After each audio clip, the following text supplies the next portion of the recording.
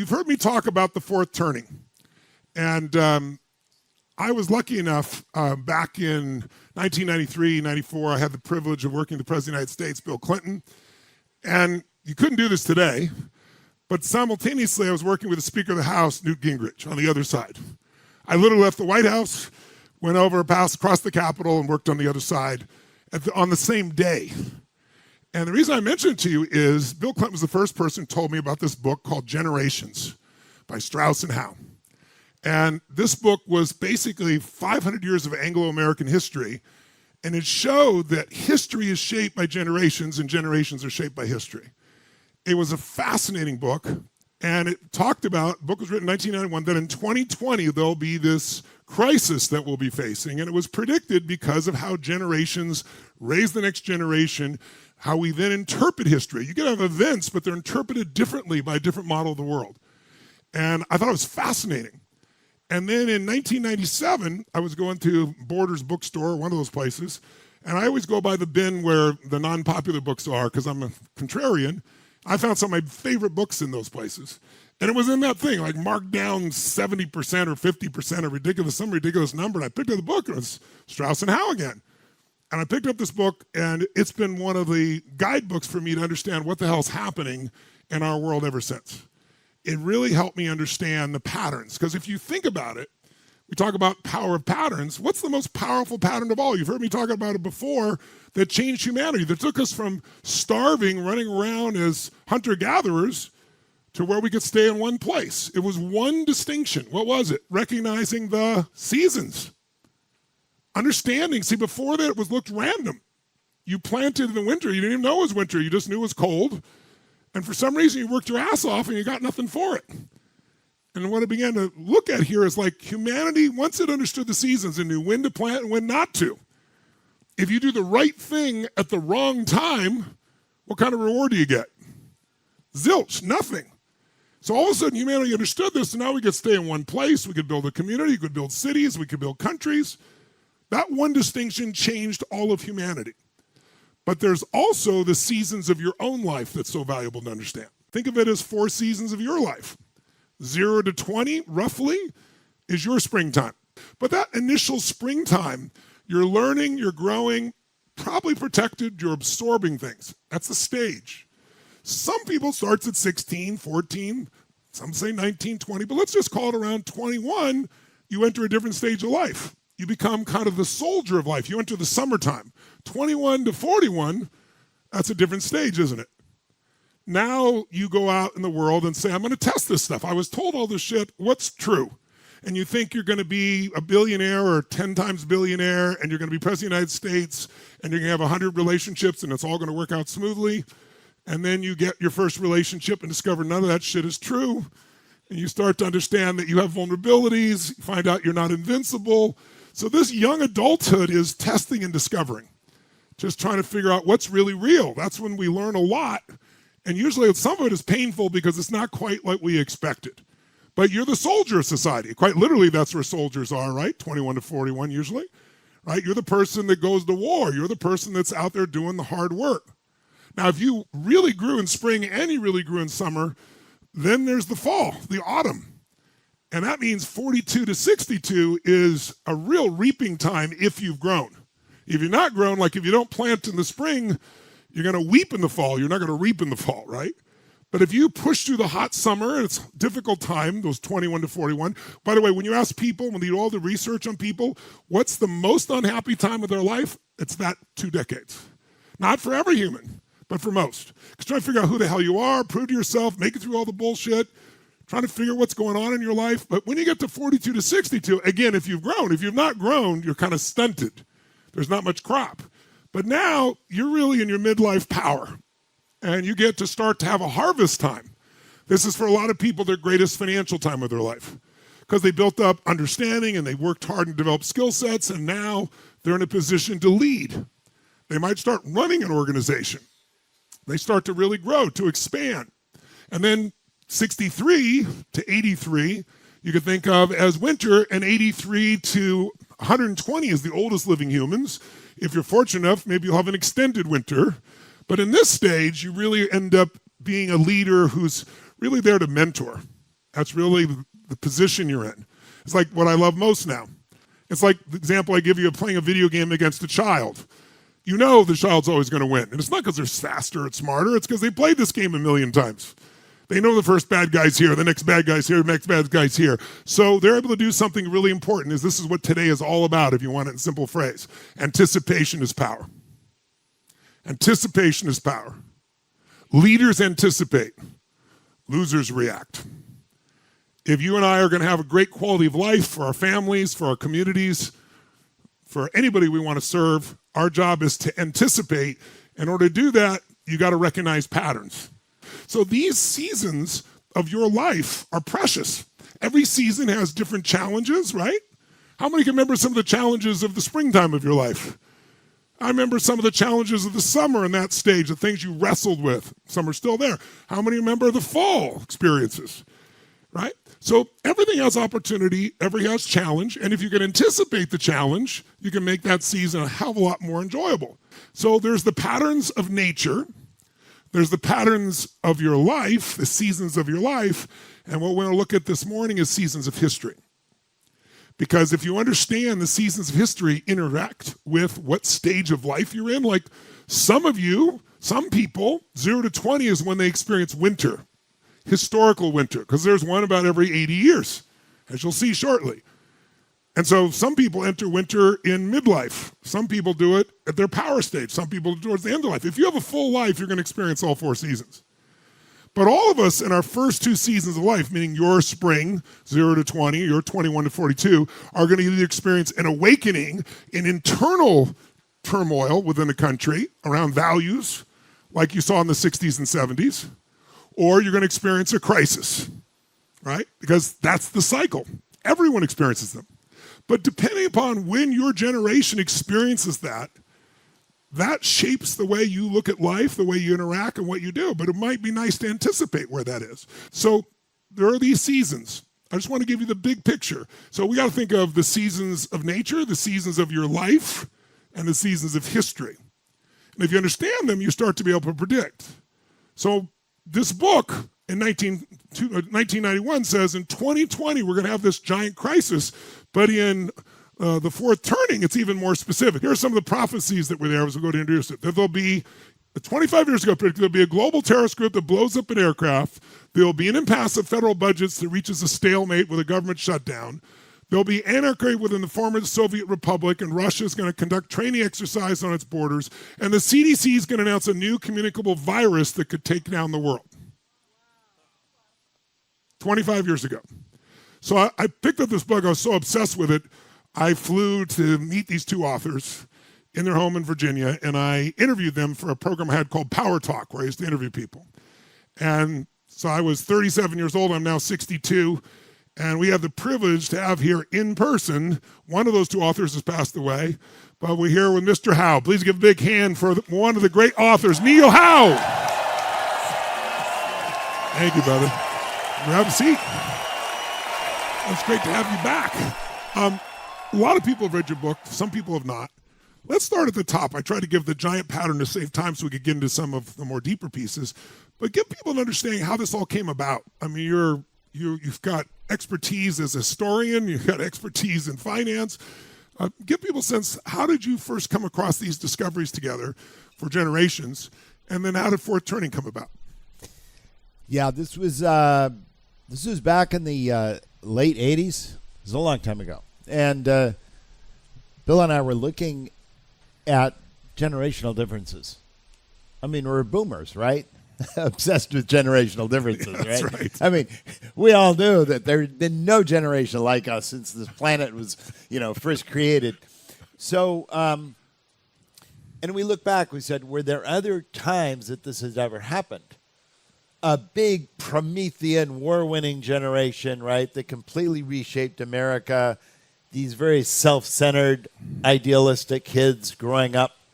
And then, of course, at that time, we were aware that this generation coming up after us, cynical, pragmatic, right?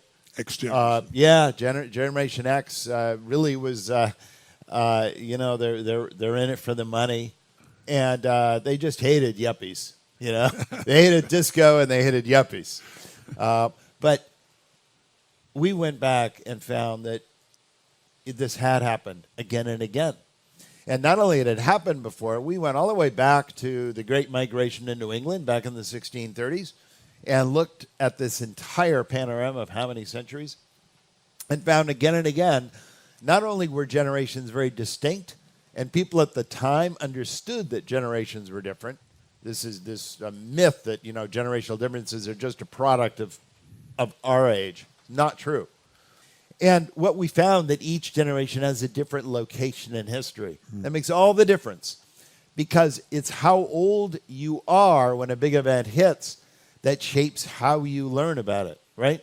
If you're a child during a big traumatic event, what's your job? What's your social role? Stay out of the way. Don't bother adults. Keep it all to yourself because no one wants to hear your complaints. Be helpful, right? Generally, a lot of repression goes on among kids. Talk about the silent generation today. You ever want to know why Joe Biden's generation, that whole group is so mannerly, so over-socialized, so considerate, so nice? This is the nicest generation of 80-somethings we're ever going to see in our lifetime. You wait until boomers reach their 80s. You're not going to want to say hello to them on the street, okay? But they're nice today. Yes. Why? Every phase of life they went through, they've been nice. Yes. They were nice 30-somethings. They were nice 40-somethings. Because they were protected during crisis. But they had to keep it to themselves. They had to be. They were over-socialized during the time of war. But this has happened since the beginning. Now, if you're just over the age of service, this is why even 1 year of birth. Explain that. When you wrote your book, I remember reading this grabbed me during the Vietnam War. If you were born December 31st at 11:59 versus January 1st at 12:01, what could the difference be? You get sorted in different school classrooms, right? That determines which class you are. That determines whether you go to war or not. That determines whether you're laid off at your first job or not. And we know, economists tell us all the time, that makes huge life cycle differences in how you later succeed economically. Whether you were drafted or not could be determined by 1 minute of birth. Exactly. So you do have generation. Now, not all generations have this, knife edge division. Occasionally you have these, kind of, zones of transition. You have a lot of early wave millennials today. People in their, early 80s, maybe born 83, 84. They call themselves exennials. Yes.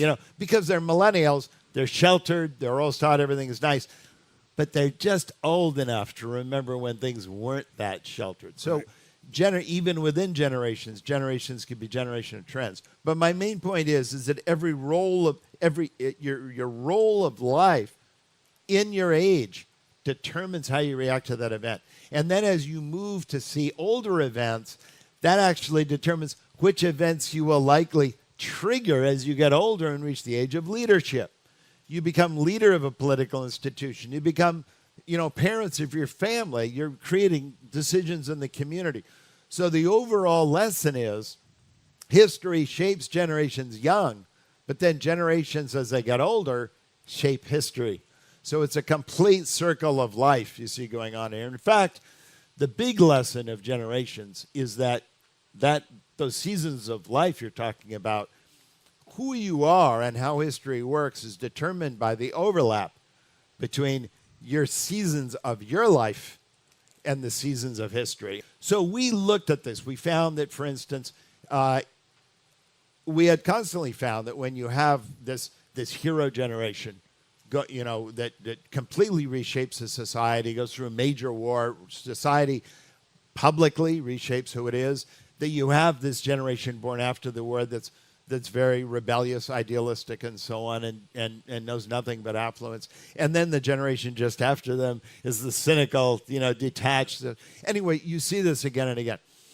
So what we learned from that, Tony, is that this is actually tied to a cycle of history itself. It's not just a cycle of generations, cycle of history. Think about it. The great civic remakings of American history. I mean, if you want to go back, and I'm talking about colonial history too, but one of the first great makeovers of our kind of civic identity, a lot of it happened in England at the time. Of course, at that time, late 17th century, all of the immigrants from the old world were almost entirely English speaking. In fact, a lot of them actually were immigrants. About half of them were still immigrants. But my point is it was a glorious revolution, and there was an enormous rebellion in the colonies too. It all happened in the 1670s, 1680s. That was the first enormous crisis in American history. And it was a time of great war, too. We were at war with New France. The French had settled over Canada. So that was the first great crisis. And then about 80, 90 years later, we had the American Revolution. 80, 90 years later, we had the Civil War. And I think I need not describe what the Civil War was for America, right? But even absolute numbers. Forget share of the population. By far the most deadlier than all the other conflicts combined. Yes. And then 80 or 90 years later, the Great Depression, World War II. 80 or 90 years later, guess what? We're right here. We're right here, and we started with the GFC. And you're right. Recent crises have started with economic downturns, and then they later proceed to other kind of system breakdowns. And finally, toward the climax of the crisis, you suddenly decide, the leadership decides, the entire community decides, you have to remake everything. You can't just solve this problem, that problem. It all needs to be remade. And by the end of World War II, FDR was going in his last inaugural address, which was early in 1945. He basically said, total war. Total community, he wasn't hiding it. There was no wordsmiths back then. They were saying, go easy, the public doesn't want to hear the bad news. No, he was saying, there's going to be more danger. There are going to be more deaths. Get ready for it. We're reshaping the world. Things that would have been unimaginable back even in the late 1930s. And by the way, in the late 1930s, most young people were still signing the Oxford Pledge on college campuses, declaring they'll never go to war. Everyone thought about World War I and what a horrible experience that was, right? We'll never go to war. Well, they were all at war now. Yep. We're going to remake the world. Commerce is going to be refashioned. World peace is going to be redone. We're going to remake the world, rules of the world, not just of American society. So by the end of that crisis, we reshaped humanity's relationship with technology. My God, we created the A-bomb, which is partly what put an end to the war. So we had atomic technology. We outproduced the rest of the world combined in this country. So we became, as Winston Churchill said at the end of the war, America stands at the summit of the world today, right? I mean, he was amazed. We reshaped the relationship between government and the economy, obviously. We reshaped the political role of citizen and nation. So the GI generation became a generation of citizen soldiers until the day they died. But this huge reshaping, which is even extended to the world, what happened after World War II? Well, we founded, the World Bank, the IMF, the United Nations. We just, all of these institutions, NATO, all of these things we have today. We have been living for decades on institutions and infrastructure founded then. Yes. And by the way, Tony, this reminds me, because you had a question you asked me, right before the event. You said, why don't we solve these problems in better times? Yes. Right? Why don't we wait till it's a crisis? Why do we wait till it's a crisis? And it's interesting. You can look at all of American history as a series of punctuated equilibriums. We solve all of our problems when conditions are worst. I mean, isn't that ironic? Yeah. That's totally counterintuitive. If you ask most people, when do we just choose a problem that you don't like about America today, right? I don't care what it is. I don't care whether it's, we don't enforce immigration laws. Our infrastructure is a disgrace. I mean, you go to foreign countries now, look at their airports compared to our. I mean, it doesn't matter what you do, right? Whether you look at, social services and education today, whether young people are getting fleeced at universities, what used to be an escalator for generational prosperity is now a generator of generational debt for no purpose. But you go in outrage after outrage. Why don't we ever solve these problems? And you're saying, okay, when are we going to do it? Well, maybe on a sunny day. Maybe that's it. We're just waiting for, maybe if partisanship dies down, there's no recession, everything is great, right? And if you think about that, all the experts can study it. We all come around the table. You say, okay, yeah, I think at least this one problem will get a solution. Sounds reasonable, right? It never, ever happens that way, Tony. It never happens that way. Yeah. We solve all of these problems not on warm, sunny days. Dark, stormy days is when we solve these problems. We're backed into a corner. There are days like 1776 when Benjamin Franklin was telling all of his friends, we got to hang together or we will all assuredly hang separately. Yes. Right? And that's what he was telling everyone who signed the Declaration of Independence. You know what you've just committed, right? You've committed treason. You know what the penalty for that is. Well, why is that? And then at the end of that period, which is one of the worst periods, the 1780s, by the way, was a period of economic depression worse than the 30s, worse than the 30s. We had 150,000 Americans leave. That would be the equivalent of 7 million Americans today. Simply, these are the Tories. I mean, the American Revolution, by the way, was a civil war. It wasn't just a revolution. It was a civil war of American against American. Many of them left, particularly the professional classes. The loyalists. Yeah, the loyalists, yeah. And the old economy was in ruins. America actually fled the cities back to the country. That's how bad things were in the 1780s. So what did we do in that crisis? We invented a whole constitution. I mean, that was the miracle of 1787, right? We designed our constitution in that dark hour. And guess what? Over the next several decades, we had growing problems. We had problems with tariffs. We had problems with nullification. We had problems with foreign policy. And above all, we had the whole problem of slavery. Did we do anything about it and all that peace and prosperity that we had? No, we didn't do anything about it. It was all solved in 1861 to 1865 in 4 years of total war. When people were huddling in Washington, D.C., fearful that D.C. was about to be invaded at times. I mean, President Lincoln was suspending habeas corpus. He was rounding up and jailing thousands of people without, illegally, without even telling them what their charges were.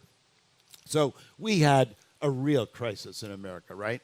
I remember when I was in junior high school, I had a shop-type teacher, and I remember one day he was reading it, but it reminded me of your book, because one of the great things about Fourth Turning, and if you haven't read it, I still want you to make sure you read it, you'll be reading a passage from an article from the New York Times, and you'll think it's from today, and it's from 80 years ago. And then you'll read another one that's from 160 years ago.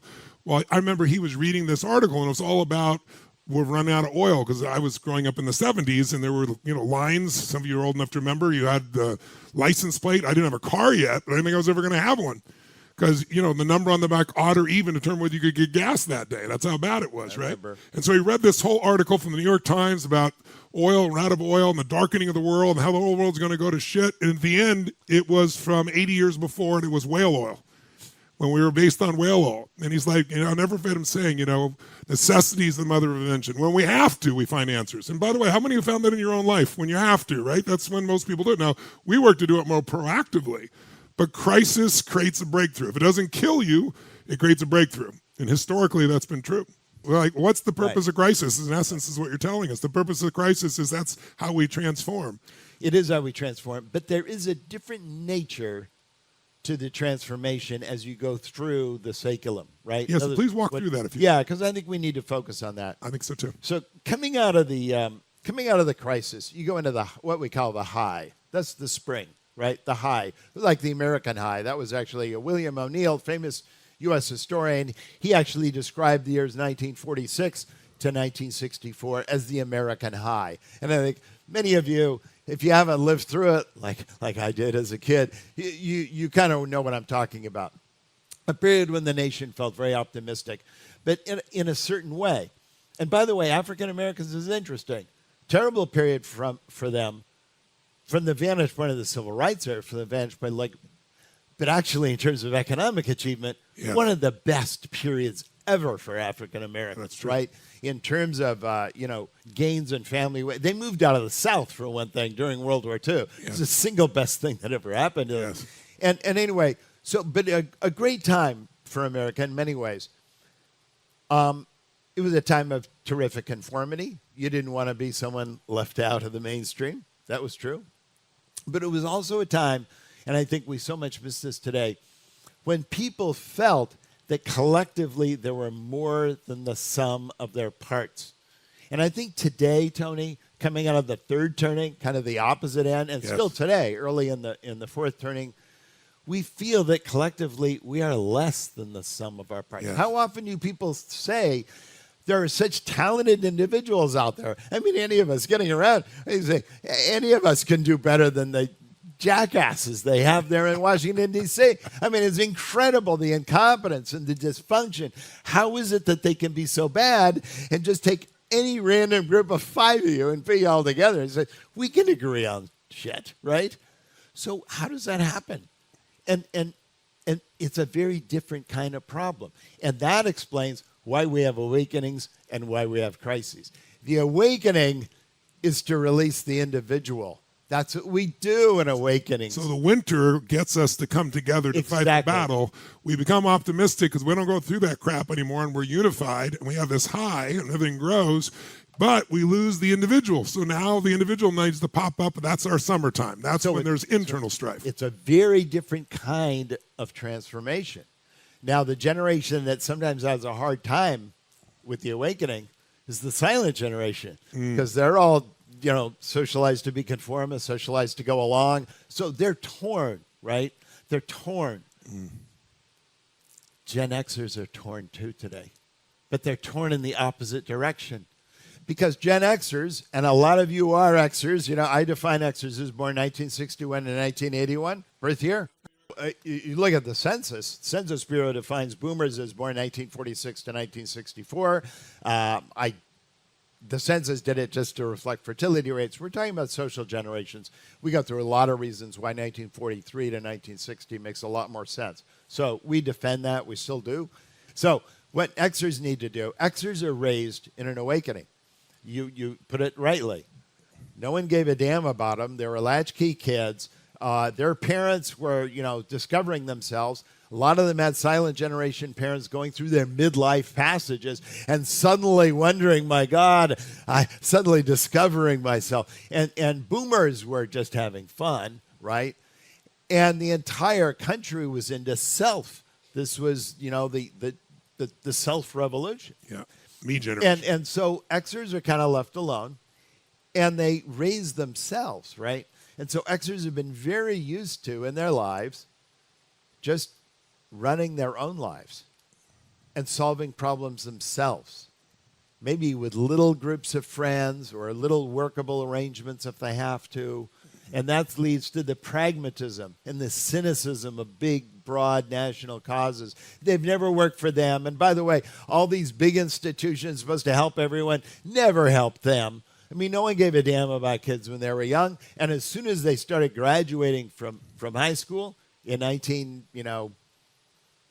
first ones, 1981, 1982, Nation at Risk report came out, which declared that this nation has never had such a generation of dumb kids as Gen Xers. So Gen Xers are these dumb kids, they're left alone, under-socialized, the opposite of silent generation, right, over-socialized. Yep. And they said, that's okay, that's all right, you don't have to like us. We're just going to go on and get things done our own way. And one of our goals is to stay off the community's radar screen, because the last thing we want to do is to get regulated, taxed, identified, you know what I mean? So you have Xers are the natural individualists because of the way they've been raised, because of the season in which they grow up. And you see this again and again in history. You were a child during awakenings. You're used to taking life one-on-one on your own. Yep. So where the problem with the silent was moving from the group is everything. The group, in the silent generation in the 50s, everything was about adjusting yourself to meet the expectations of others. As Dale Carnegie and, being the kind of person that others wanted you to be. So it was all about the other-directed self, the social ethic. The opposite was true for Xers. just do your own thing, right? Do, just obey your thirst. I don't know, whatever the hell it was. Just do it. Just do it. So you got this extras, right? Pragmatic, take care of themselves. But they have to undergo the opposite adjustment. And by the way, the peers of John Adams and George Washington had to do the same thing. And the peers of George Patton and Harry Truman had to do the same thing. These were both craggy, pragmatic, individualistic children, left alone. They came of age during the Roaring 20s, a lot of them. They tended to be Republican all their lives, by the way, the lost generation. They detested a big state and everything. But they had to figure out what the hell they were going to do during World War II. Everyone was banding together. How does an individualist grow up or adjust at a time when community is refining itself? We are now at a time when groups are refining themselves. We're at a time of growing tribalism in America. And we're at a time when everyone is going back to the groups. I'll tell you one sign of that. Extended generation families. They're everywhere today. Everyone is reverting back into the extended family, right? Millennials, Gen Xers used to boomerang back home. Millennials don't boomerang back home. They just never leave. and now you've got older people coming back to live at home, aunts and uncles, everyone. Why is it that larger homes have had their prices go up and they're not coming back? Remember with millennials, originally we said it would be the mini homes that would go up more in price. They said they never buy real estate. They're not going to form families. I remember people saying that, going, you don't understand generations. And now they're buying like crazy. But not only they're buying, and very often moving with their parents, but they want larger homes. Yes. And people did not anticipate. So larger homes. Look at neighborhoods now. Look at political tribalism, which is growing unbelievable today in America, right? Red zone, blue zone, these are now mega brands. And people are self-sorting across America into these things. This is what's Before you go further, I want you to help the X generation in this room understand the millennials here, because the X generation was underprotected. And again, I was that stage. I was 1960, but I have the memories somewhere in my psyche, probably because it was recapped every year in those days, of Kennedy and the optimism of that time. Because I was 3 years old when it was happening. But I was raised by myself. I had to raise myself. I had to figure it out. So I had this optimism, but the pragmatism. But the way you raise your children usually as a whole is different, because since you were underprotected, that became baby on board. If you looked at movies in the 70s, babies were very different. They were like evil little bastards. Like it was Rosemary's Baby, right? That's absolutely It was right. The Omen. Yeah. It was, somebody's head twirling around The Exorcist. And suddenly it's 3 men and a baby on board. Talk a little bit about that transition and why millennials are the way they are, because they've done nothing wrong. They've just been raised differently. The golden age of child as devil horror movies really lasted from about 1965 to about 1982. So exactly when Xers were small kids. That was the most negative image of small kids in American history. There were no G-rated movies. There was not even, you had to drive 500 miles just to find Benji. But my point was, so that was what was going on. And the phrase, you can do an Ngram search if you want, but the phrase, children are special, was literally no mention going all the way up through the late 60s, 1970 until about 1977, 78. No one ever wrote that phrase in a published work. So suddenly it began rising, and after 1982 or 3 with millennials, it just goes into the stratosphere, right? So suddenly millennials are surrounded in these cuddly baby movies and these signs of baby on board and minivans with 12 different ways to buckle the precious kids into their seats. Back when Xers are small, you just told kids to do this. That was good enough. But so all of this has changed. But this shapes generations permanently. Here's the thing. Archaeologists know this. You can take a tree, you can cut the tree down, and you can look at the rings on a tree and look at the widths of the rings on a tree. And you can tell when that tree had, a really lush spring and summer, a lot of water, a little thin ring. That's when it went through the drought. We are all like that. We are all like trees. And very often, if you're a certain age, by the way, any tree you cut down all has the same kind of rings, right? It all has the same ring pattern because they all went through the same thing. So it's the same thing. Generations are like trees in that respect. And we all internalize. We have a record inside ourselves of when you went through these different seasons. Yes. But the big challenge is, again, I want to come back to this because this is a challenge of the crisis. You look around the world today. By the way, this isn't just America. Why is the whole world moving away from sort of individualistic liberal democracy where everyone's individual rights are protected? The whole world is moving toward populism, moving toward guarantees for the group. You talk to millennials, they want security, they want community. They don't want that rugged individualism that a lot of Xers, recall, right? It's a shift in perspective.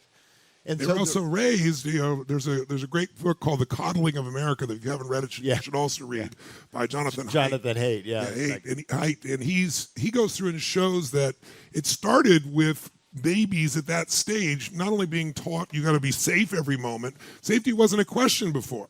Right, but now everything is about your safety and your security. And on the milk cans or the milk bottles that most people did for their cereal every morning was a child that was missing. They started that during that time.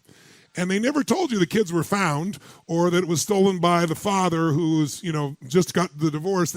So all that was is constant fear and uncertainty. And then the constant piece, it magnified that when we got to the point of social media when around 2010, all of a sudden everybody's got an iPhone, and now there's a different world where constantly they're being reinforced to be a certain way. Right? So it creates a radically different culture. But I want to plant a seed for the millennials right now so you hear it. The millennials are our next heroes. They will, when we hit this next crisis, just like the flappers, the ones we talked about, great generation, I have great excitement for the millennials because they have a different level of relationship to technology, of networking. I'd like to make sure we talk about that. They're really going to be an important part of the solution. But they also have a different relationship with each other. True. And that's the point. And that's how they differ from Xers. Millennials really get it. They believe in doing everything as a community. And they believe that people need a simple set of rules, prescriptions. Let's just follow the same rules. That way we avoid any of these problems. Let's just get everyone on the same page. And by the way, if a certain group of people refuses to be on the same page, and I was going to talk about this eventually, conflict. Yes. Let's have it out. That's right. Because it has to happen, it's going to happen. Because they see it as immoral or wrong. If you have a different point of view, there's something wrong with you. It's not we have different points of view. My view is the way. Your point of view shouldn't be. There shouldn't be free speech. Who in their lifetime thought we'd be hearing that from liberals? But we're all about free speech. But this is going on around the world. You look at, I don't know whether you're in everywhere around Xi Jinping in China, Narendra Modi in India. You go look at Abe Shinzo and sort of the transformation in Japan. But you look increasingly at Europe. Le Pen, unbelievably, she's probably one election away from winning in France. But my point is, all of these societies are becoming more populist around a kind of cultural, social center of gravity in the nation. No one really cares so much about the marginalized groups anymore. Everyone is focusing on the majoritarian center. Let's get the rules right for them so at least basic things work again. That's happening all around. And we sometimes think it's just America that has this problem. It's not. This generational pattern now increasingly involves much of the world. And the ones who are raised that way, the older millennials are now around 40 years old, so they're the ones writing for the Washington Post and for the New York Times. They're the ones that are on television doing that. So they're entering positions of power and influence, and they're bringing the value systems that they've learned and grown up with to the world and expecting the rest of the world to be that way. And by the way, just to point out, you saw the same thing happen during the 1920s. So you're right about the 1990s. While Xers were out enjoying, grunge and Nirvana and thrash metal and just doing all that stuff, it was totally transgressive, and the damaged font advertisements and everything was so Xer, right? Millennials were watching, Barney and his friends and, Blue's Clues. And they were going to this huge renaissance of Disney, movies, like Lion King and all that. So they were enjoying this very protected culture, even while young adults were all into their wildness. You saw the same thing happening in the 1920s. So during the 1920s, when the older generation, young adults, were the flappers and they're doing barnstorming and rum running and all the things that the veterans who came back from World War I were doing. The peers of Hemingway and Fitzgerald. I mean, they were a wild crowd, and they drank a lot. So they were a wild generation. They put the roar into the Roaring '20s. But meanwhile, the kids were being protected. The first Boy Scouts, Girl Scouts, Campfire Girls, 4-H clubs. And by the time you had, for 20-year-olds, the first Miss Americas in 1923, we were building huge college stadiums for the younger generation, right? So this would have been the equivalent of the millennials.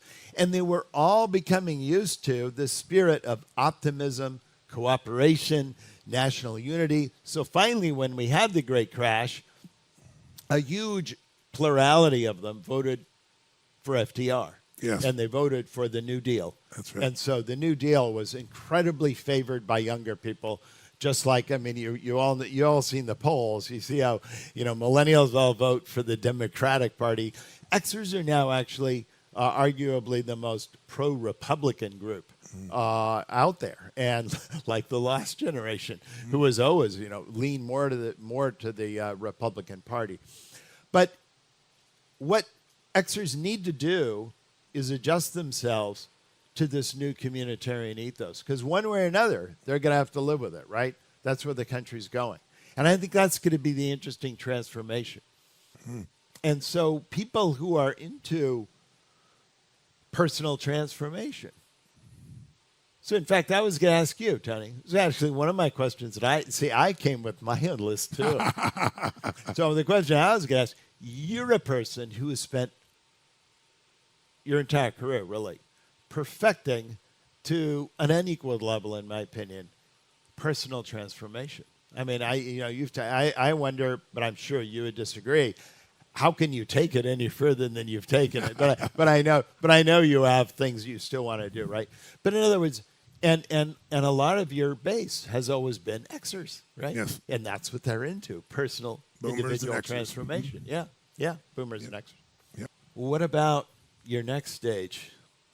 Collective transformation. Yeah, I think when we do that, that's what we do with groups, because we create that collective value system. How many know what I'm talking about? Like at a date with Destiny and like that. So yeah, exactly. Millennials find it very comfortable as far as that's concerned. And everyone wants to grow, but millennials are also entering a stage, just like they said they weren't going to buy houses. And I remember saying, you're idiots to say that. They look like they're going to buy houses. They're going to buy homes. But what's the different about it is, like you said, a bigger home, a different environment. But now they're entering that stage of life, 40 years old, 35 years old, where they start evaluating. In my experience, transformation in the 20s, you think you're, as I said earlier, you're invincible. When you get to your mid-30s and you have relationships, and then all of a sudden you have a family, and then you have kids, and then all of a sudden things look differently. So I'm seeing that group just as responsive as previous groups, but they like doing it collectively, less individualistic. And they want it done a certain way.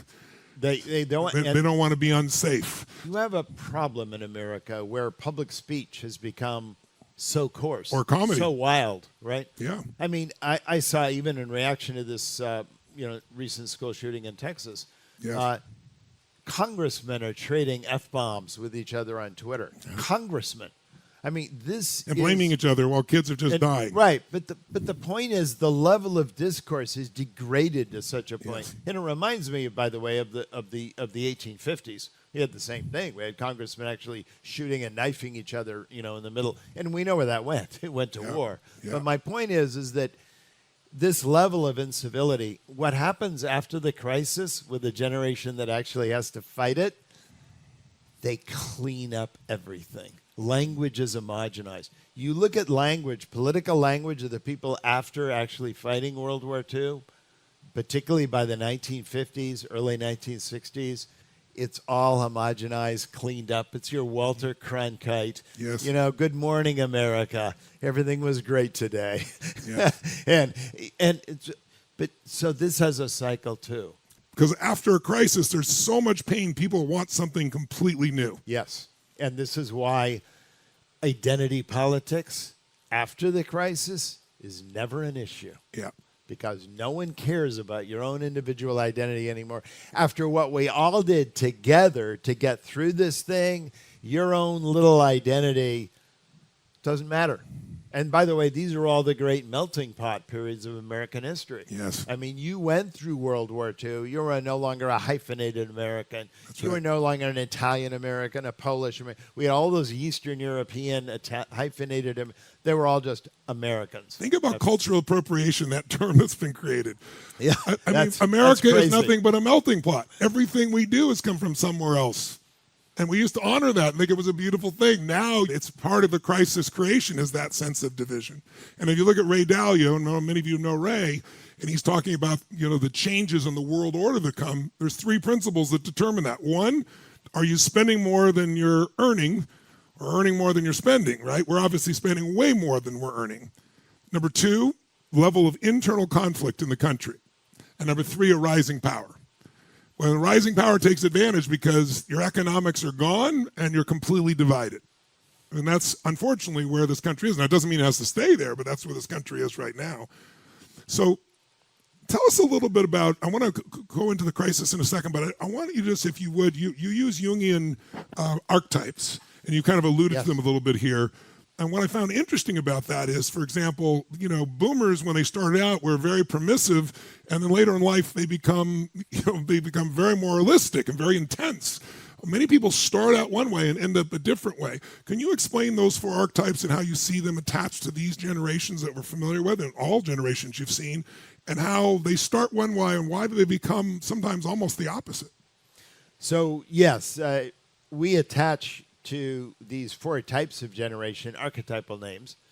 So for the generation that is born right after the crisis, we call them the prophet archetype, and that would be, for instance, boomers.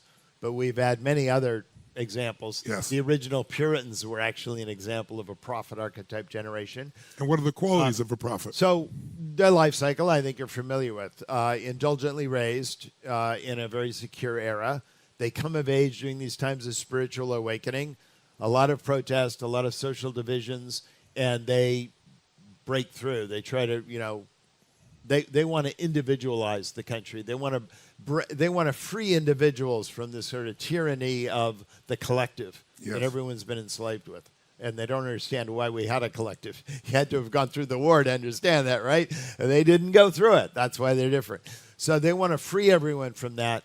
And then they go through the fall season, which is a period of individualism. This would have been like the late 80s, the 90s, the early 00s. Also when financial markets go crazy, and opportunity like that goes crazy at those times. Right. And it's the time, and recently it's true. I mean, you go into any bookstore, you look at all the books in a bookstore, and all the upbeat and positive books are all about me, myself, and I. All the great things I'm going to do with all the downbeat books now in bookstores, and this has been this way for the last 25 years, are all about who we are collectively. The decline of the family, the decline of the nation, the decline of schools, the decline. But they become more moralistic during this period. Yes, and why is that?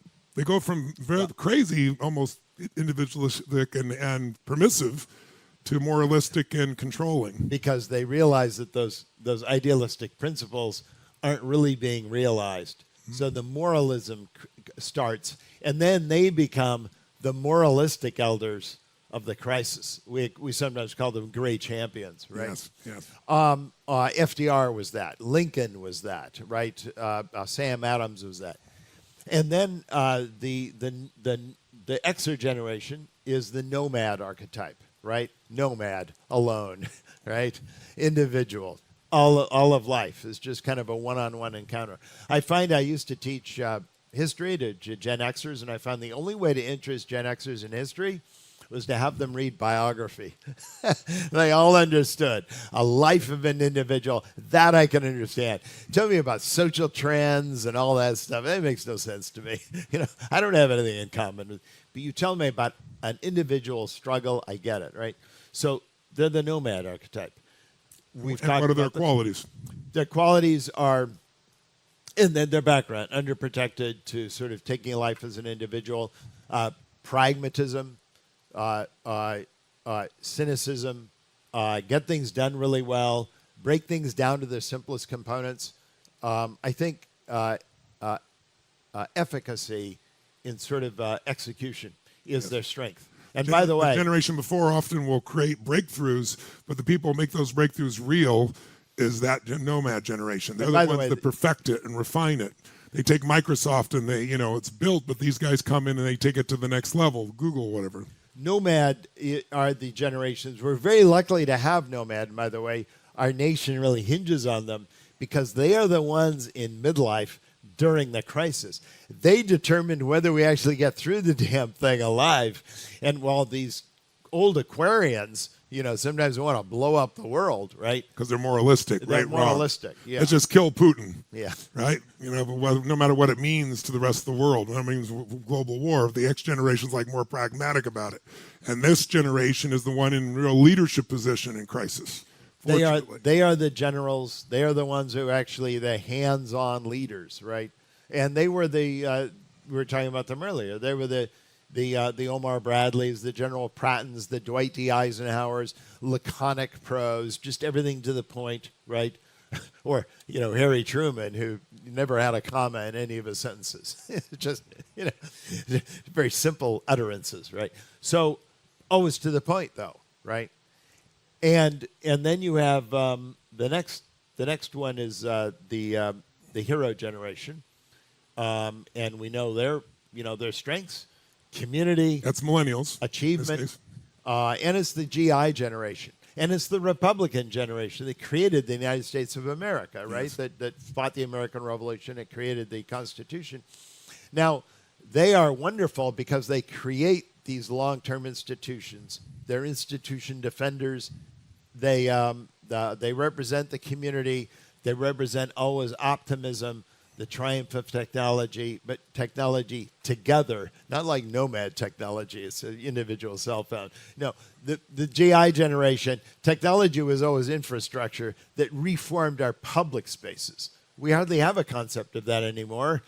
And probably during the crisis, we'll have to actually rebuild that infrastructure. Yes. Right. And then finally, the artist archetype. These are the should be the Z generation now. Or the silent generation. Silent generation, which in other words, these are people that during the war, during the crisis, they're protected. Their job is just shut up and deal with it because you're being supported by the elders that are fighting the war. And they developed very early on an ear for sensitivity, for fairness. So very often the generation that's young develops a talent for the things that older generations aren't perceiving. Yes. And that's what's fascinating to me. And you see that today, by the way, among the group of kids I call Homelanders or Generation Z. You find that they're very caring. They're very much into kindness. In a world today which is all into cancel culture and screaming everyone down, and the world is being divided into these black and white groups, or I should say red and blues groups. And a world, half of Americans today believe a civil war is very likely. This wasn't even on the radar screen 10 years ago. Yeah. Half of America is saying that. And we see, too, the possibilities of global war now rising. So we're at this place now. This younger generation senses that. And that's why they're into nuance, kindness, seeing the kinds of distinctions which are lost on older generations. The silent generation is the same way, by the way. So these are the different archetypes. And a couple they keep rotating. And they keep rotating. And a couple of them are big. I mean, you look at Joseph Campbell, who wrote about myth. And, Lucas with Star Wars, and we know was done on Joseph Campbell. But you see in myth, every phase of life is occupied in the same order as we're talking about historically. You always find that the young hero, like Arthur, always has a much older wizard, like Merlin, who helps him, right? So there's always the prophet archetype in old age when the hero is coming of age, right? And then when it's reversed, when it's the other way, when you have an elder hero and a young prophet, that's the storyline of the founding of religions, right? That's more like Orpheus or Jesus or Buddha, or you're right, it's like Pontius Pilate or Hammurabi, who's sort of this, very secure but spiritually soul dead world. And a young awakener, a young prophet challenging that, speaking truth to power. Now, they're both heroes, but in almost opposite direction. Yes. One is reshaping the inner world. The other is reshaping the outer world. The hero reshapes the outer world, the realm of kingdoms, the realm of society, making new collective infrastructure. The prophet is reshaping the inner world of culture. By the way, in America today, when we talk about politics, we always say post-war, right? We say, oh, yeah, that's the way political institutions have been post-war. We mean World War II. We talk about culture, we talk about since the 60s. That's right. And that's how we periodize things, depending on whether you're talking about inner world or outer world. Tell us, where do you see us now? 2008, you see as the beginning of the winter, the crisis period. It started with finance. We didn't really solve it. We just printed more money. And now we're starting to get around the end of that aspect. Usually, traditionally, there's some form of war. Is that a war with China? Is that a cyber war? I mean, no one knows for sure, obviously, but tell us what your point of view is of where we are in the cycle and how long does winter last? Is this another 7 or 8 years based on history? I think that the phases of life are actually getting broader recently. We actually see a dilation in phases of life. Kids are taking longer to become adults. I mean, you all know that. I don't know to remind you. They're probably still living with you, right? Anyway, and then you see people are political leaders at older and older ages. I mean, look at Pelosi, look at Biden. We've never seen people at that age. So, in other words, phases of life are dilating. And remember, it's the length of a phase of life that determines generational length. So, and it also determines turning length. So we think that after actually compressing for the last century and a half, they're actually beginning to dilate now. So in earlier history, things might have been a 25-year season. They've gone back to kind of a 20, and you see it starting to expand. It's starting to dilate. So we think this next, this fourth turning we're currently in, starting in 2008, will probably last till around early 2030s. Wow. And so we have a ways to go. I think almost certainly we're going to have more. All of these periods are characterized by an enormous degree of financial and economic instability, not just the opening crash, like the crash of 29, the crash of 2008, but also during the period. I talked about the 1780s before. What about the recession of 1936? The stock market went down in 1936 by 55%. I mean, and by the way, inflation. I mean, you were talking about inflation during fourth turnings. We haven't seen anything yet. Yeah. And I'm convinced that Jerome Powell is not going to stop. I think he's going to go all the way. So it's kind of an interesting game there. Do we end up with a recession? Well, the only way he's going to be able to suppress demand is by creating a recession. I don't think there's any question about that.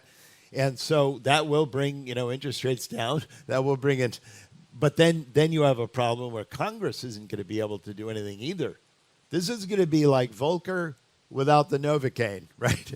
Congress will not be able to help, right? Congress will not be able to create those huge deficits while Fed monetary policy is squeezing inflation out of the system.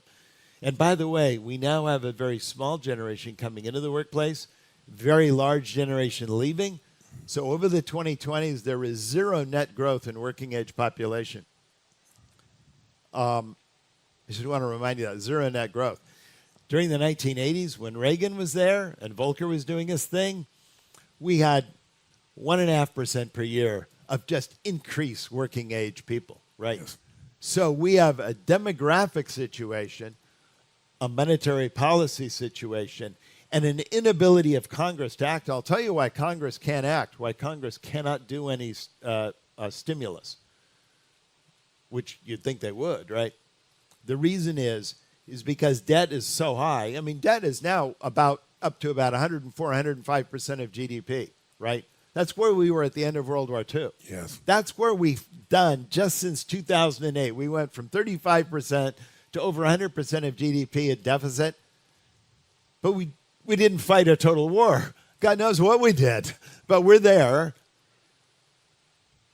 The future deficit projections that CBO does, and by the way, I review this to all my clients. I do this once a year, so I go over them all. 30-year CBO projections, they're hugely dependent now on interest rate assumptions. As those real interest rate assumptions go up and inflation expectations goes up, those things balloon to infinity. So guess what? At the same time, while Jerome Powell is increasing those interest rates, increasing, and everyone's suddenly acknowledging those inflation expectations that are going into effect, that will completely spike any hope that Congress has of running any deficits, because we're dependent on foreign investors to keep buying our bonds. We have about 40% of U.S. treasuries are owned by foreigners today.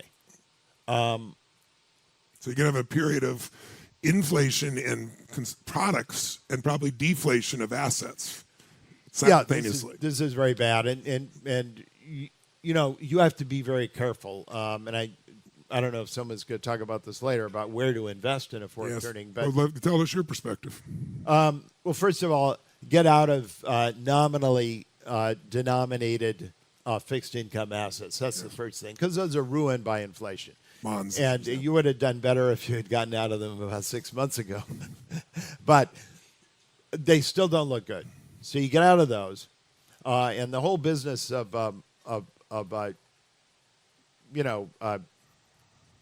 sort of the parity arrangement where, you do stocks and bonds together because when one rises, the other goes down, that's completely collapsing now. So that's no longer true.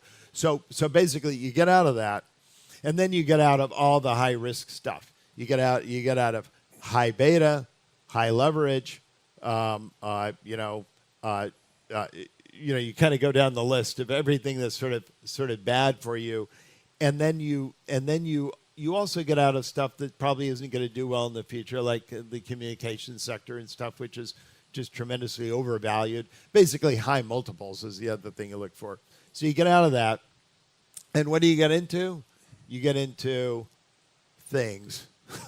You get into commodities, you get into real estate, and you get into sectors that are probably undervalued in a fourth turning. Manufacturing, materials, and possibly energy. I think energy is actually looking good now, particularly because everyone's being forced to get out of it. Makes it kind of a buy. We obviously have a problem. God knows what's going to happen to food prices. But if you're in materials, that means producing ammonia. You know what ammonia is used for, and energy is needed for agriculture.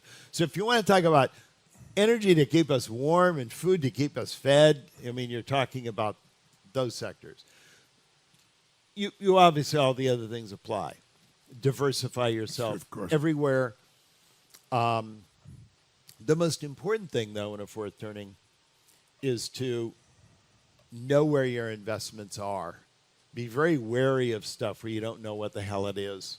I'm talking about if you understand, Web3 or NFTs, or if you really want to spend, and if you really think you understand, Bored Apes, Yacht Club, go ahead. But anybody see what the overall price of NFTs has come to? Yeah, down 90% right now. Yeah. So anyway, I've never recommended that. But my point is, get out of that stuff because you don't know where your money is. By the way, the whole valuation of that was generated by negative real interest rates. We're unlikely to see that again, right? What are the most important things we can do to prepare and anticipate? Personally, other than the financial side, your family. That's number one. Just know who your family is. Get back on good relations with people that you may have, not had and been on. And your chosen family as well, right? Exactly. Your chosen family. Everything about, your sort of elective community. I mean, whoever you're living with, because that will become very important. Your network will be everything. the real network, not a fake network, not a Facebook network, but the network of people that you can count on and Real count people. on you. Exactly. And if you don't have one, find one. Generate one. Reputation matters in a fourth turning. And by the way, conventional values come back in a fourth turning. Look at any fourth turning.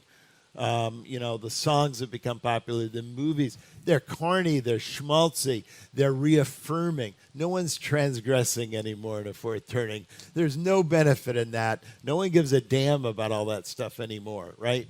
And so if you look at the kinds of movies that were big in the late 30s or certainly during World War II, and art itself, culture transforms into propaganda. Hollywood moved to Washington during World War II. Yeah. I mean, everyone needed to make something that was for the cause. We all became used to that. So this is something, millennials, by the way, are well primed for that. Yes. They all understand art for the cause, Yes. right?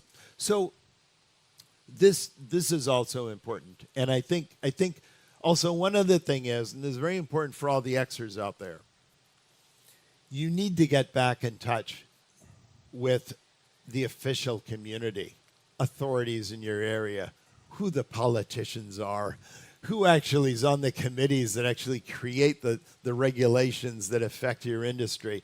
One thing that's very important in every fourth turning is being able to influence and talk to the people that are redrafting and re-legislating all of the laws and regulations going to reshape your industry. All the way down to the school boards. Yeah. Right? Yeah, well, we've seen that recently, right? But you need to know, because politics can reshape your world overnight in a fourth turning. You need to be connected. And I know a lot of Xers say, I hate politics. I hate all those guys. I mean, everything they do is just, ruins everything, certainly in my life. But this is survival. Think about it that way. So just think of it as an Xer survival code. So who you know is pretty critical. Who you have a relationship is really critical. Exactly. So these are, these are the things that I think are important. How do we know when we're coming out of a fourth turning? By the way, now that we've uplifted you all with your future, compelling future, but isn't it better to know and anticipate than to get struck and react? Yes? So the question is, what follows a fourth turning is a new awakening, a new time, a new springtime, right? A new high, a new optimism. How do we know when we've turned the corner out of this fourth turning that we're in right now? That will be like a flat. You will know. You know why? Because every fourth turning, its final climax, is absolutely history changing. So toward the end of the fourth turnings can sometimes build, like the 30s did, like this one is. It's building, right? It's this crescendo of interest. And by the way, every election today is a national election. So this isn't like the 1990s when you could just be a kind of a flaky third party candidate or so, and just sort of no.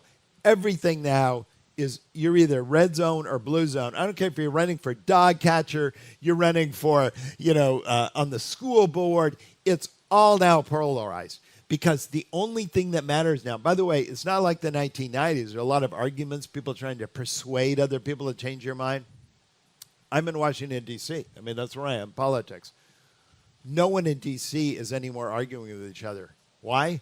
They've already made up their minds. They've made up their minds. There's no, and it's amazing. Do you think that, so Tip O'Neill and... Those guys used to fight like hell in Congress and go have a beer together. Yeah. Now they don't speak to the other side. They don't speak. They don't socialize. They have nothing to talk about.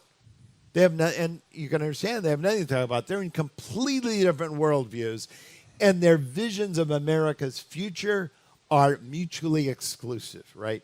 And by the way, this is the danger point for civil war. You talk to Barbara Walter, who's the biggest, she just wrote a book on it. She's the biggest scholar of civil wars. And she goes around the world. I mean, she went to Rwanda. She went to, Cambodia. She's been to certainly all around, all the stands, and then down in Africa and so on. She says, no one ever sees it coming.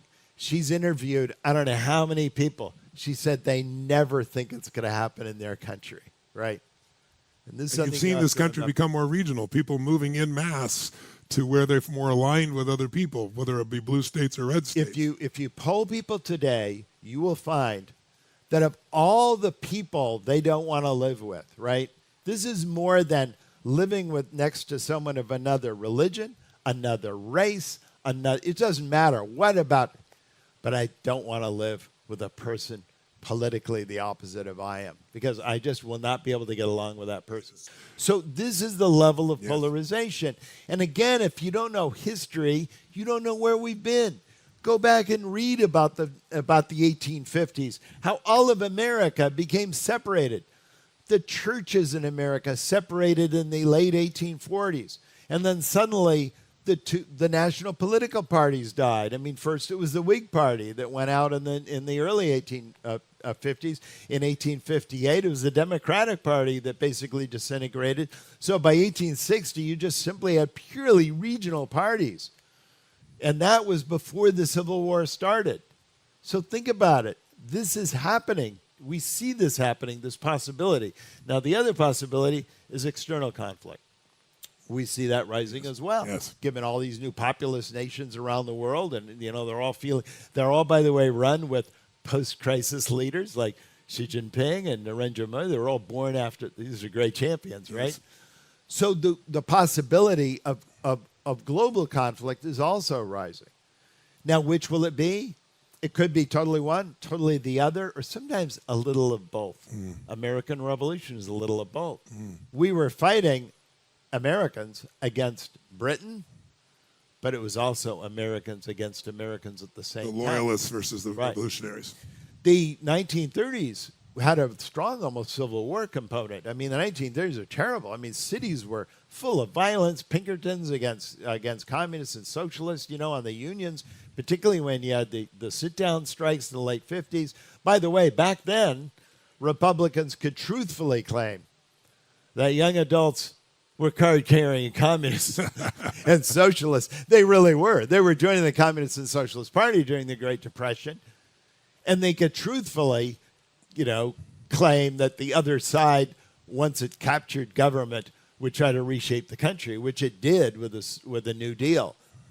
So any of you complain about millennials, it could have been worse. You could have had young GIs, and they did. A lot of them joined, strong leftists. So after a crisis, there's usually, in the summertime, the awakening, there's a cultural change. After a crisis, there is a change worldwide, the structure, how the world relates to each other. What do you see? What is your view of where we are and where we're heading? What's the timeline of these things that you're seeing? And what makes you optimistic on the other side of this? Because it might be helpful if people know that no war goes forever, even though it may sound forever. No pandemic, as we said, goes on forever. No night is forever. There's always the daytime, right? And it always follows it, thank God. So tell us a little bit about what you see happening, and then what's the other side look like? You cannot know in advance, such as the chaotic nature. There are certain patterns you can tell. You can tell the timing of this whole thing, when it will get worse, when it will resolve, and so on. But internal versus external, you don't know that. You can't predict, because it could flip one way or the other, interestingly, as we saw in the 30s to the 40s. I mean, who would have predicted that? Who would have predicted that after the second New Deal and after FDR would go Madison Square Garden jammed with 10,000 people, and he would get up there and he says, I know that the capitalists and the robber barons, they hate me, and all these Republicans, they hate me. And he said, I glory in their hatred, and there were 10,000 people screaming. That was the partisanship in 1936. And by the way, when Roosevelt won, Republicans were almost completely wiped out in Congress. I mean, there were only like 14 Republican senators left in the Senate. I mean, so in other words, we're talking about what happened back then. Yes. We could be seeing that again. And would you have predicted that at the end of that, we wouldn't be in a civil war, but we'd end up completely unified? And that's how fast collective identities can change as you get toward the end of a fourth turning. It's a very dynamic period, right? So, timing. We are right now, look, both political parties are leaderless, right? I mean, we've got a Republican Party that doesn't know where the hell it is right now. And, we got Trump, he's sort of out there, and we got DeSantis, we got Cotton, and we got all these people. We don't know. The Democratic Party, leaderless. I think it's fairly certain now from everyone I talked to in Washington, D.C., Biden is not going to run for a second term. and you've got, no one is even thinking about the vice president. So essentially, you have a Democratic Party that's leaderless, a Republican Party that's now essentially leaderless. It's open. And one question you asked me, actually, before we went on, the identity of a leader. The identity. Yes. Where do leaders come from? Yes. One thing I've learned from Fourth Turnings, to answer that ancient question, are leaders born or are they made? One thing about Fourth Turnings is they are made. They are made. Leaders are not born.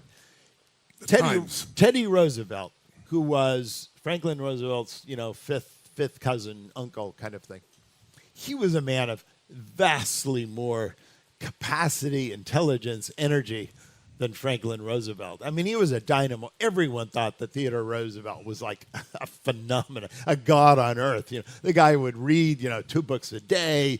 He would be out, chasing rhinoceroses with his gun. I mean, he was just an amazing phenomenon. He did galvanize the country, but he was unable to put through any kind of major changes. It wasn't the right season, right? Right. Franklin Roosevelt, no one thought much of him. I mean, he was not a great intellect, actually. He did have an amazing capacity to make friends and empathize. And I think polio was part of that. Right? Mm-hmm. That was a personal crisis which really transformed him in a very beneficial way. He was made. Abraham Lincoln, I mean, a nobody, a one-term congressman, just suddenly was the right man at the right time. Same thing you could say about, George Washington in a way. But that's my point. Is it during the crisis, is it the gray prophet that becomes the leader, or it could be executed by the or the nomads? So then the millennials do the fighting? So the great champion is the sort of the elder prophet. Yes. Now, whether that great champion is also the supreme national leader, that can vary. It was true with Franklin Roosevelt. He was a prophet archetype. He was the elder leader, and the GI generation absolutely worshipped Franklin Roosevelt. And the same thing was true with Abraham Lincoln. And when Franklin Roosevelt died, the nation mourned for him exactly as they mourned for Abraham Lincoln when he died. I mean, that was the generation that all young people followed. And certainly all the Union followers, all the Republicans in the North, would follow Lincoln, anywhere. So, great leaders, made, not born, that took us through this harrowing period. Now, they were great champions. They were both prophet archetypes. In the American Revolution, we did have prophet archetypes, people like Sam Adams or Benjamin Franklin, but the one that everyone worshipped was George Washington. He was a nomad. Yes. Exactly. Another one would be Queen Elizabeth. And actually we write about all these crises going back, but another one was Queen Elizabeth, who was a nomad. I mean, Queen Elizabeth had a little copy of, Machiavelli's The Prince, right under. I mean, she was always reading, like, how to stab them in the back when they were licking and stuff. And she was a total pragmatist when it came to religion, right? She just wanted a practical way to get rid of this issue. So, but she was a nomad, right? So, typically it's someone who's an early-born nomad, or if they're a prophet, they're a late-born prophet. Someone on the cusp of the two. I want to finish with a compelling future of the springtime, because it's not a year or two. Once we make it through this, then we have 20 or more years usually of a more optimistic time. Describe what the springtime is to come. The springtime, look, everyone is going to regard the springtime as a wonderful time, given what came before. And there would be no doubt about when it starts, because suddenly the great conflict will be over. It's when all the treaties are signed, all the resolutions are made, and suddenly it's a time when, after history moves very fast, it suddenly really begins to slow down. And when suddenly institutions can be remade very quickly, and new laws and so on, all this great stuff put into place, suddenly things become harder to change. Right? Now, socially, it's what millennials have been dreaming about. It's what GIs were dreaming about. It's what it's where we will have calm, People unified. Everyone will have a place. Everyone will be unified. And we will all feel great about our country. Sounds impossible right now, doesn't it? Yeah. But that's what crisis does, because people get exhausted with the emotion. These seasons, think of it as emotional seasons. And, you know, the optimism season, you go, go, go. But if you smile all the time, your face hurts eventually, right? After 20 years. And so people go through that summertime of that internal fight and looking for the individualism. I don't want to be part of the group. And then all of a sudden the unraveling happens and everybody supposedly has the rewards, at least financial rewards. And then after that big fall of rewards, what do you have? The next winter time again. And now people come together to fight the crisis. And so this is the cycle of humanity. This is not just your cycle or my cycle. This is the cycle of human history. And when you start to see that, it can be compelling. When you, So I look at it my own daughter, for example, and I think, by the way, what will be the next generation? When's the cutoff for Z's? We don't know yet, I guess. we don't know, actually. We don't even know when they start, interestingly enough. You have to wait until the crisis ends. And let me give you a good example. 1925 is where the silent generation starts. 1924 is where the GI generation stops. You would not have known that until 1946, when World War II ended. So we have to wait until that final. But right now, we think that the last birth year of millennials was 2004.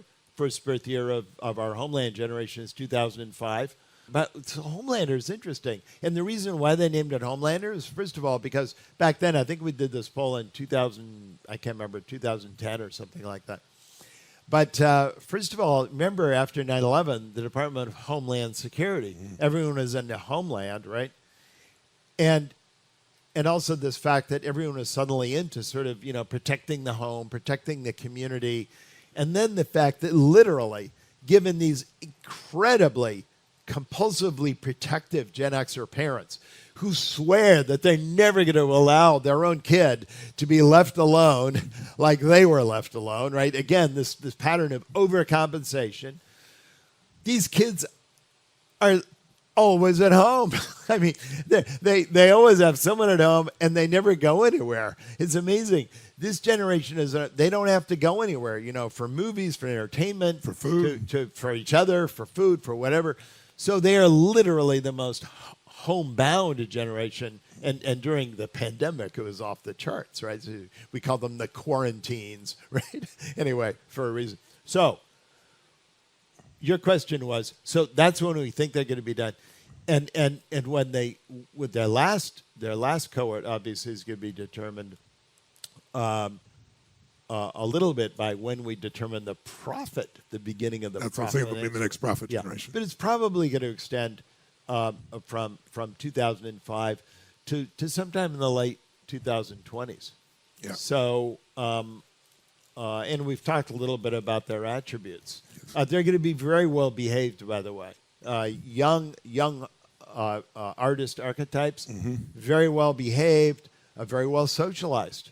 And this is the amazing thing. And I maybe this is one point I should come back to, because I think people find it so counterintuitive that they don't believe it. But if you go back through all of history, going back to the 1500s to like the generation of Erasmus, you think about a very well socialized, a very well educated generation. But these generations of extremely consensus-minded, socialized, educated, erudite, young people who later on, deepen that reputation as they go older, they always were raised by very closed, tight-fisted, pragmatic parents at a time of crisis, right? Yes. And similarly, the most pragmatic, survivalist generations were always raised at a time of openness and chaos in their childhood, right? And I think that's what's interesting about that is you can see that they were raised you see that Jungian thing, that idea that who you are is almost the opposite of how you are raised. I think so many Xers today, they're so protective, so hands-on with their parents, and it's so obviously different. And by the way, when I talk to Xers, and I've done this a lot, You really got to figure out what you're made for, and nobody knows in the beginning. So you start where you are and you do what's in front of you. You do what's next, and you keep growing until you start to discover, hey, this is my real passion. So identity is the number one thing I work to change with people, to expand it. Expand your own sense of who you really are and what you're capable of. And the mindset has to be destroy any limitation and move forward, move forward, move forward. I think passion is the genesis of genius. If you've got enough passion, you're gonna find answers nobody else does. But most people run out of fuel, meaning they get tired, they get exhausted, they get burnt out, they get the law of familiarity. They're around something so much they take it a little bit for granted. And I've managed to see something in myself that I've found in every great leader that I've ever respected, and that is I value intelligence immensely, but I know really smart people can't fight their way out of a paper bag pragmatically, right? What I see as the one common denominator of people that are successful over a lifetime is the sustained hunger. Hunger is the number one factor.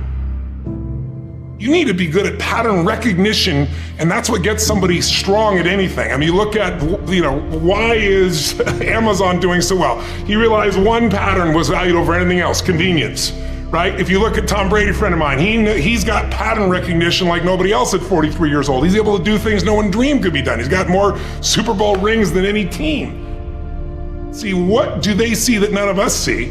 What's the pattern? Then you gotta learn pattern utilization. It's one thing to see it, it's another thing to use it. And then if you're good after a while, you get to pattern creation. It's like if you learn to play the piano, most people play other people's music, and then there's a point you've learned so much that you're able to create. It really comes down to anyone can learn anything if it's important enough to you. So it's like my drive is not just for me. That wouldn't be enough because it's easy to meet your own needs. It's not that difficult. But if you can find something that you care about more than yourself, your daughter, your son, your family, your business, your mission, your community, whatever it is, that's really the secret to energy and vitality and strength and really learning. One of the things I want to do with people during this challenge is take things that seem so complex and make them so simple so you do it. Get it really simple, things you can do right now to change your life. You can go to experience it that day, and then you get momentum. Day 1, day 2, day 3, day 4, and all of a sudden now what used to be hard to do is easy to do. And I think for anyone, you gotta understand anyone can learn anything if you can just break it down to its simple core. That's what I try to do most. And I'm just not willing to settle for a life without passion and aliveness. That's just like there's so much to learn, there's so much to grow, there's so much to give, and I'm wired to grow and give. And I think anybody gets wired to grow and give is gonna have a really fulfilling life. It doesn't matter what you choose to do, you're gonna be alive. A year ago, people thought we were coming out of, we got vaccines now, and we're coming out of COVID, and it's gonna be all over now, and people are excited. But now, after going through 2 years of this, there's a lot of people now that no longer have a compelling future. Like, people talking about New Year's resolutions, most people don't even have one. Because it's like, they never followed through anyway, right? But at least they had something to look forward to. They're starting to get into learned helplessness. Learned helplessness is when something is so bad over and over again, you start thinking the problem's permanent. No problem is permanent. Or you start thinking the problem's pervasive because I haven't handled my finances, my whole world's over. Or because my relationship's bad, my whole world's over. Your life is bigger than that. My goal right now is to shake that up for people. People need a new perspective, and you can't do it by just sitting and thinking. You gotta move your body, you gotta change your energy and your focus. But if I get you into a higher state of being, mentally, emotionally, physically, then all of a sudden you start remembering who you are and you start coming up with answers that you never even thought were possible before. The idea of remembering who you are is something incredibly powerful. There was a Batman cartoon where he gets amnesia and he gets put in like a camp, basically, a work camp, and he can't get out. And he feels stuck and weak and, afraid. And then something happens, I don't remember what, triggers his memory. And he remembers that he's Batman. Just in remembering that he's Batman, he then takes the actions to fight his way out. And look, I know it's a cartoon, but that has always resonated with me. And whenever I'm feeling anxious about something, I always tell myself, remember who you are. But you're really talking about the most important concept in lasting change, identity. We all define ourselves in certain ways.